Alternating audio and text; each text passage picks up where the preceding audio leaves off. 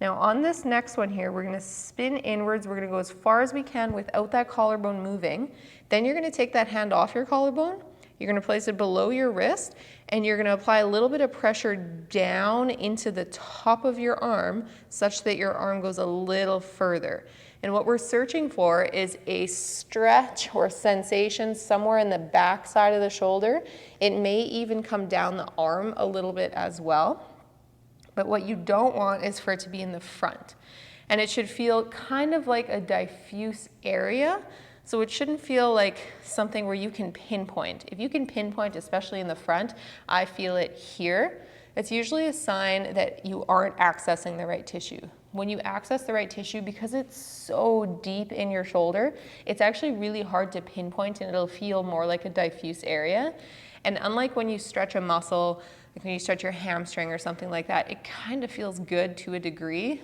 But this, it doesn't necessarily feel great. It's kind of a yucky sensation because, again, that tissue is so deep and we're stretching some capsular tissue, so the tissue immediately around the bones. And so once you're there, it's kind of like, again, some people, especially if pain tolerance is really low, they might go, okay, well, I don't really like this. It doesn't hurt, but I'm not crazy about what's happening. That's usually a sign. Again, if you can feel that and you're like, okay, it's in the back and it's kind of this diffuse area, it's usually a sign you're hitting the right stuff. Once again, just be mindful that when you take that arm down, that collarbone doesn't kick up on you. Again, that's a sign that you're borrowing from the next joint, which means you're not actually getting yourself into a stretch in your shoulder. All you're doing is moving your shoulder blade on your rib cage. So we're gonna hang out in that stretch for a little while, and I'm gonna talk you through how we're gonna do PAILS and rails here while you spend your time stretching. So the one thing to keep in mind too is that, like, one of the reasons that I like this setups is that you can adjust your elbow angle as needed, both in terms of how far forward you are and how far out you are really easily, and you can adjust your elbow height. So I could take one block out and lower myself down so that my arm's up a little higher, or I could add another block and bring myself up a little bit higher, such that my elbow is then a little bit lower. So you can tinker with that, as you should, to find, okay, where does it feel best for me? If you're up in the front and you're up high like this and you try and access that stretch and you're like, oh yeah, I feel that in the front and I can pinpoint it, okay, we need to adjust. Bring it a little lower, take it out to the side, see if you can find an area where you can get it in the back without getting that pinpoint sensation in the front or any sensation in the front, and just find that diffuse sensation in the back of your shoulder. So it's really easy to integrate, and not surprisingly, many of my clients with stiff shoulders are in office jobs.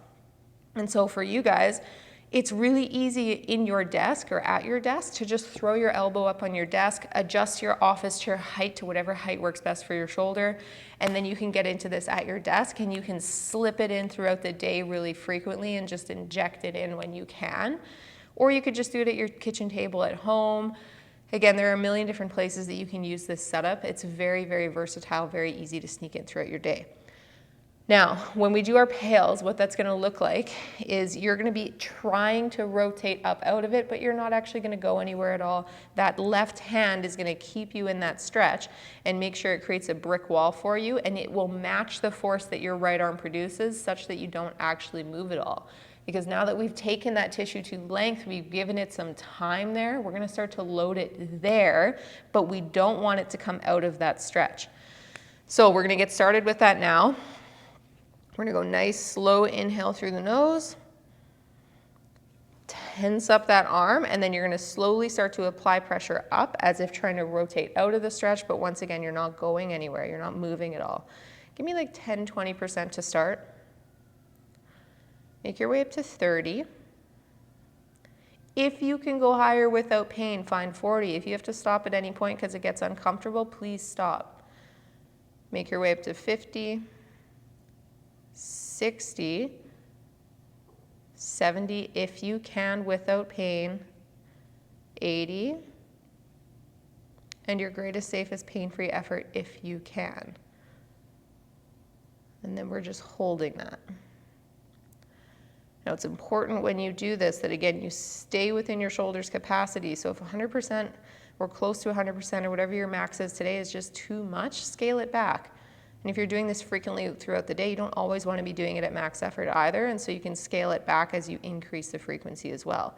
Now we're going to reverse here right away, and when I say so, you're going to try and pull that bottom arm away from the top arm by spinning your arm further inwards in 2, 1, reverse. So now you're trying to internally rotate further, collarbone's not moving. It's like you're arm wrestling a ghost there, and you're trying to take it a little further, not cheating through the wrist, not extending through the elbow, just driving it with that upper arm, fighting to maintain that for another 3, 2, 1, and then you're going to slowly relax. Okay, so that's position number 1. Now we're going to slowly come out of that, and we're going to take you into position number 2.